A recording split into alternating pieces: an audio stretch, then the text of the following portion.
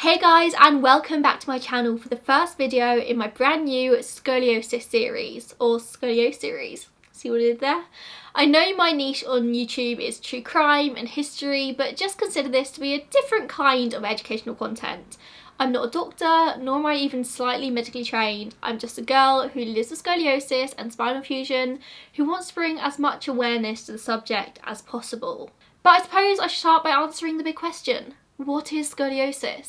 Scoliosis is the curvature of the spine where it twists and curves to the side. There's also kyphosis, which is an excessive outward curve that causes the top of the back to appear more rounded than normal. And then there's lordosis, which is an excessive inward curve.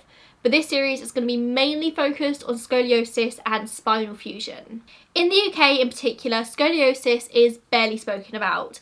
I'd never even heard the term scoliosis until I was diagnosed with it. But shockingly, millions of people worldwide have it. Numbers tend to vary, but it's thought that 2 to 3% of the population has scoliosis. That's at least 2 people out of every 100 people that you meet. It's most common in females, it's usually diagnosed during puberty, but everyone's story is different. Some people have it so mildly that they'll never even realise they have it. Some people have a noticeable scoliosis. You can see that one shoulder's higher than the other, shoulder bones stick out weird, and the body generally just looks a little bit wonky, but it's fine. And other people have it so severely that surgical intervention is required, although that's only in very special cases. And I'm one of those very special cases. For those who might be new here, hello, I'm Georgia, I'm 25 years old and I live in England. When I was diagnosed with scoliosis, I was 16 years old and I was 18 when I had the spinal fusion surgery to correct 2 major curves in my spine. My top curve was 60 something degrees and my bottom curve I think was 50 something degrees, although I'm sure those numbers change every time I talk about it because I can never quite remember. I was very, very curvy and my spine was actually starting to crush my lungs. It's actually almost 7 years exactly to the date of my surgery. I had it on the 22nd of January 2013. Due to the varying severity of scoliosis from person to person, there's lots of different treatments to control the curve, from simple physiotherapy to back braces to full-on operations. In this video you're going to meet my little sister, Olivia, Abby, Erin and Nikki, who all have different scoliosis stories.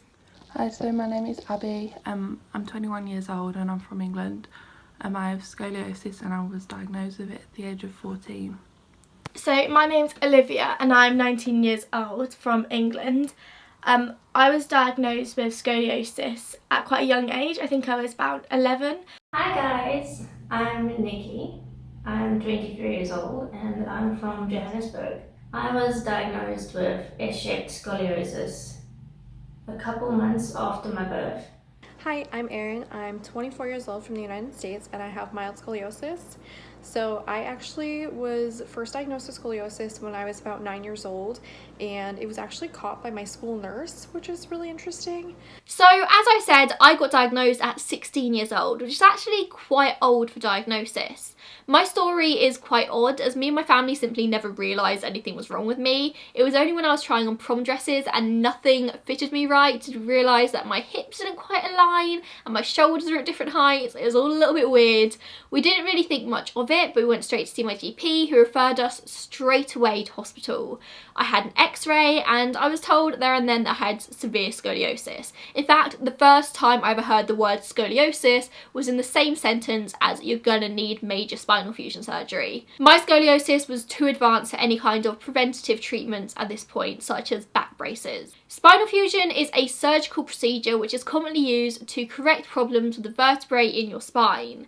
It's not just used for scoliosis, but if you have severe progressive scoliosis, major surgery is pretty much your only option. The risk of scoliosis is that if it gets too bad, your spine will begin to crush your major organs, including your lungs, and your quality of life will be very poor.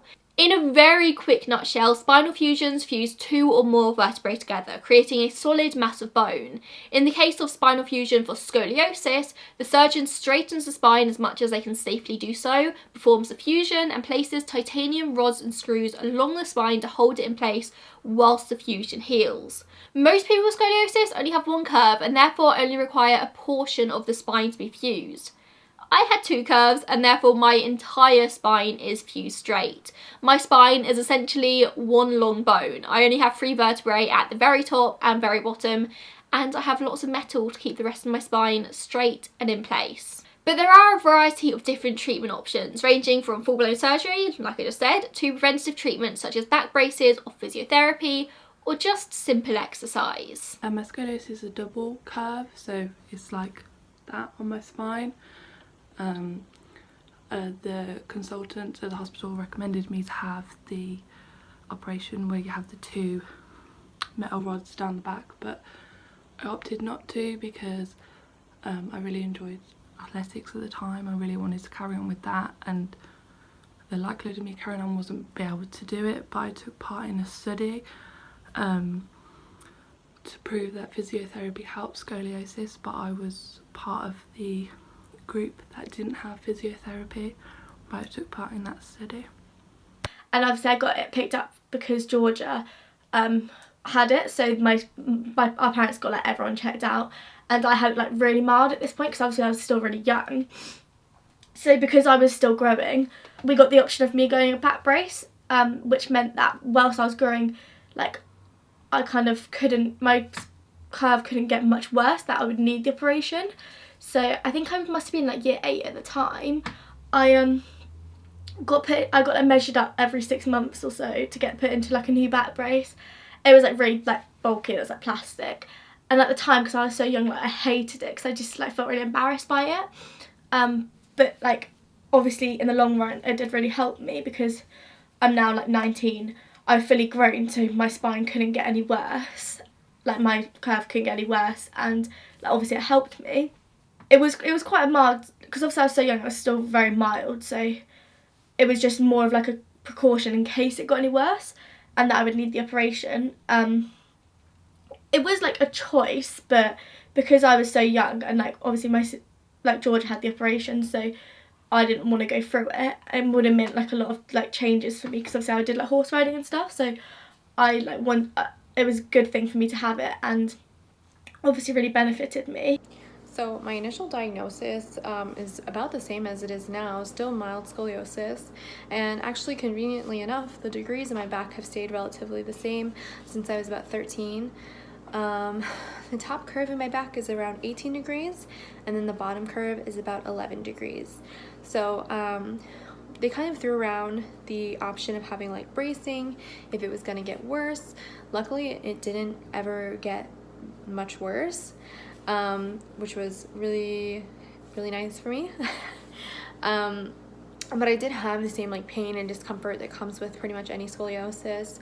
I had a lot of chiropractor appointments and a lot of physical therapy to just kind of like stretch my back and learn how to do different exercises to make it like less painful for me. I can't really say that too much has really helped of those like physical therapy exercises.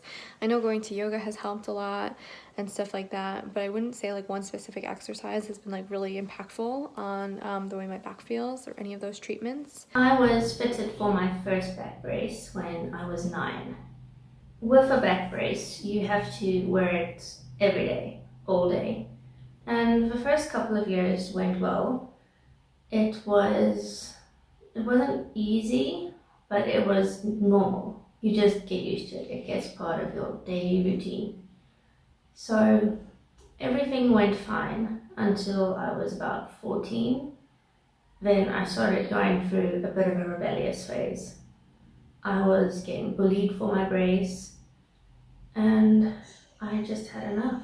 When I went for my year-end x-rays, because we were doing x-rays every year just to make sure, it's not deteriorating, it's in a safe place, they discovered that my curving had developed into a bit of a dangerous situation, because my top curve was crushing my lung.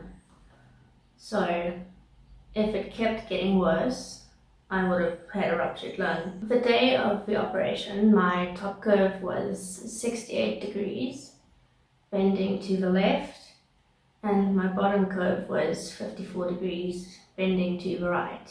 So as you can see, Nicky actually had the same treatment as me, spinal fusion, and I just want to compare our stories quickly. You'll hear more of Nicky's story in a second. I had my surgery when I was 18 years old and it was relatively straightforward. I was absolutely terrified beforehand, of course, who wouldn't be?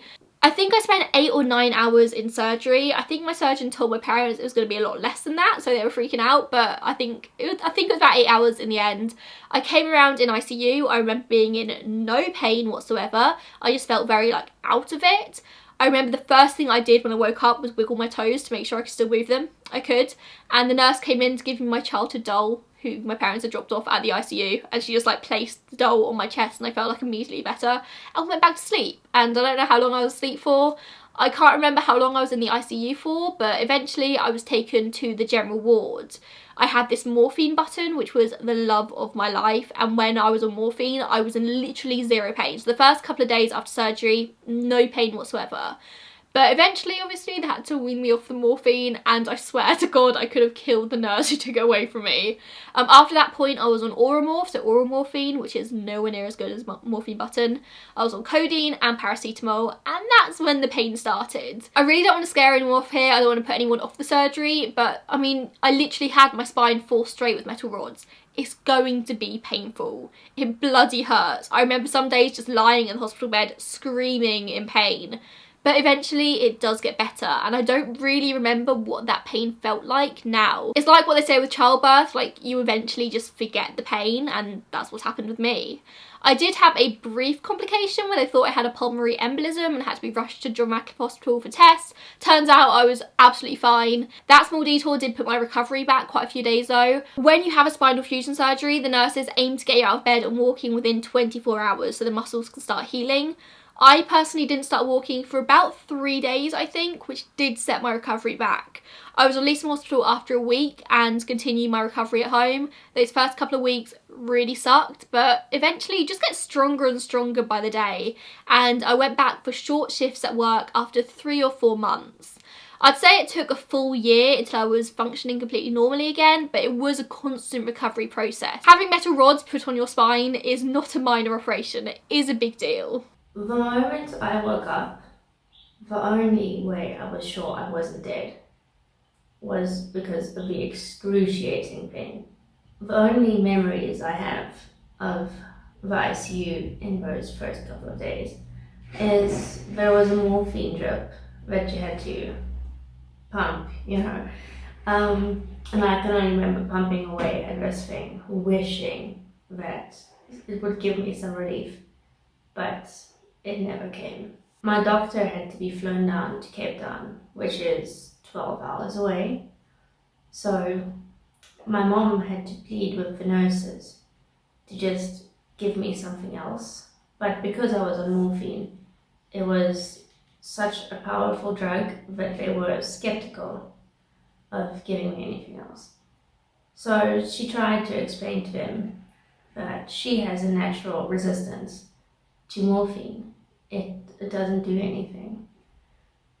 And they finally came around, they tested the theory, and they gave me some aspirin. Only one. But I started getting better. I was finally in recovery. On the 5th day of recovery, I was doing much better. I was getting no more morphine. I was on 3 aspirins a day, and I was learning how to walk again. There's less time to spend thinking on stuff like pain when you're trying to remember basic things you learned as a child, like how to put one foot in front of another. The 6 months after were not too bad. I was coping. I was doing okay. I was on ibuprofen every day. I was wearing compression socks for 6 months to avoid blood clots, and I recovered pretty quickly. I went back to work after only 4 months. For me personally, my spinal fusion is one of the best things I ever did, even if just for the fact that I always have a fun fact about myself. I have a metal spine. And before my surgery, I had 2 severe curves, which looked terrifying and very painful in the x-rays, but really I barely suffered any pain. I think my body was just used to being weird and curvy, but also I was a very active teenager, I had horses, and I think my muscles were just really strong, which helped with the pain. In all honesty, what bothered me most about my scoliosis was how my body looked, which sounds superficial and vain, but scoliosis can really do a number on your body positivity because there's no representation for scoliosis out there. You never see a model on TV with an uneven waist and one sticky out shoulder blade and one shoulder higher than the other. It can make clothes look and feel really awkward on your body. I mean, before my operation, skirts always sat asymmetrically on me, which was just really annoying. I mean, when you're a teenager and you just want to fit in and look pretty, it can really suck when your body doesn't fit with that beauty standard, and there's not much you can do to fix it, apart from get major spinal surgery, of course. And even that didn't work wonders. My body is still odd and very uneven, just not as odd and uneven as it was before. And now I have more pain than I ever did before as well. I have lower back pain from the pressure of the rods, I have shoulder pain from all the failed physiotherapy, I have neck pain, not sure where that one comes from, but I assume it's spine related. I also have very limited flexibility now. I physically cannot bend my spine, like I can't do it.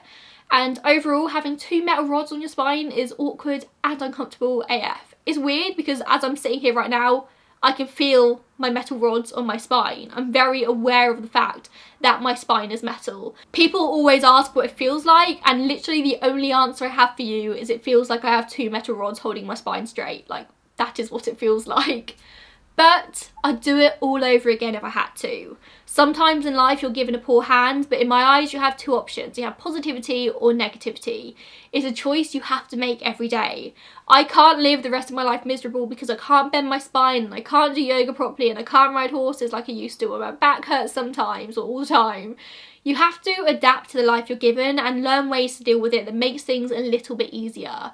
I refuse to live the rest of my life miserable because my back hurts. You have to make things work for you. So I choose to be relentlessly positive about my spinal fusion. It gives me a chance to educate other people, raise awareness, and it's always a really cool talking point, which is fab for someone as weird and awkward as myself. I think when growing up the pain was a lot worse, like when I was still growing, because my spine was like growing in the wrong way. Like it hurt a lot more then than it does now, but it's still quite painful. Like if I'm stood up for long periods of time, then it will be painful, but also if I'm sat down for long periods of time, it hurts. So it's kind of, you know, but I think I have a lot of issues with my lower back that hurts, and I can almost get like stuck in positions sometimes from it, and it's really hard to get out of. So that's really painful, but also like it's not the best for like body positivity. Like my shoulders are out of line with each other, my hips and my ribs don't match up, so it's quite prominent, and that never really helps. But at the end of the day, like so many other people have it that you don't feel like alone with it. Like there's a lot of members of my family that have it as well, so it's not, you know, you can band together with it. Now I would say I do get quite a lot of back pain like through the winter months more, but it's nothing that like I can't handle. It's not like awful, and I'm guessing that it's due to my scoliosis. It obviously, me having the back brace from such a young age obviously did really positively impact me because it meant I don't have to have the surgery, and I can carry on with like normal like things like horse riding that I wanted to do. So it was a positive thing that I had, but at the time, because I was so young, obviously I didn't see it in a positive way because it's like it wasn't a nice thing. I would get really embarrassed about like going to school with it because I'd be scared if someone like hit me, they'd feel like a massive bit of plastic around me, and I was like really shy about it. I didn't really want to tell anyone, but looking back at it now, I'm really glad that I did have it, and it was definitely worth it. And I would, like, if I like had to do it again, I would do it again, just because it like really positively impacted me now later on in my life. If you fast forward to now, it is nearly 8 years later. In March 2020, it'll be 8 years. And I'm doing okay. I'm doing fine. It's always something I'm aware of, but at the same time, I'm completely unaware. I have automatically adjusted my routine, what I do, to compensate. I do have more pain now than I did before I went for the operation.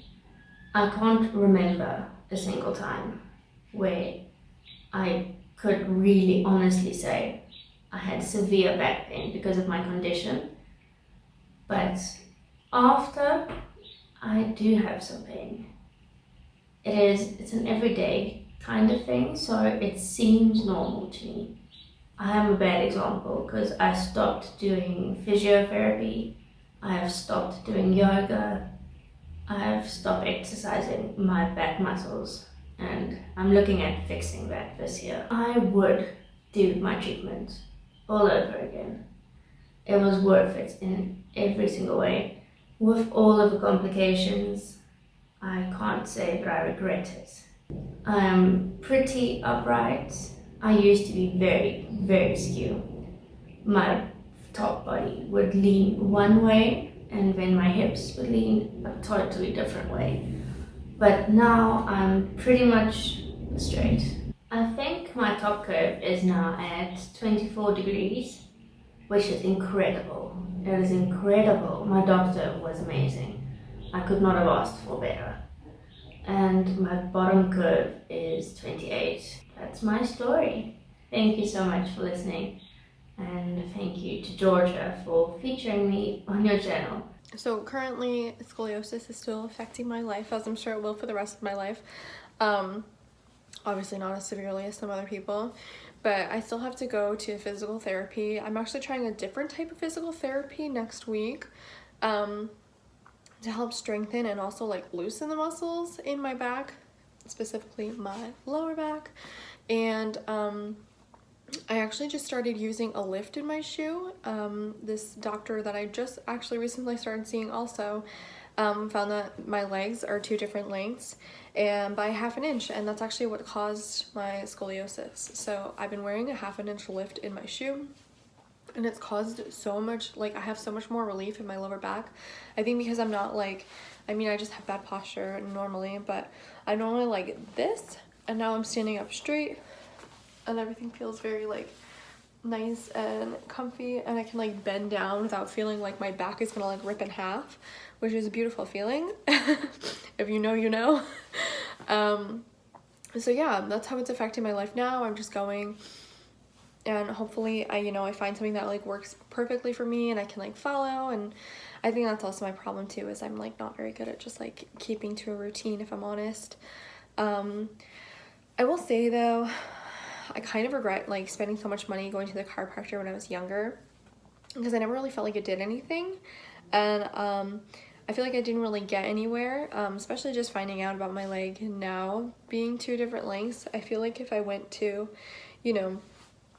more specialists and like took it more seriously when I was younger, that I would have had more pain relief quicker. But I guess that's the only thing that I would really say that I kind of regret doing. I'm probably going to be doing physical therapy for a long time. But yeah, that is my scoliosis. Bye! I hope you guys found this video interesting or entertaining or educational. Any of those will do. I just thought I'd make something different, show different types of scoliosis, different people, different treatments. This is going to be a whole series exploring all different aspects of scoliosis and spinal fusion. So if you've got anything in particular that you would like me to talk about or explore in more detail, then please just let me know in the comments down below. If you know anyone with scoliosis who's struggling, then maybe direct them to this video or this series.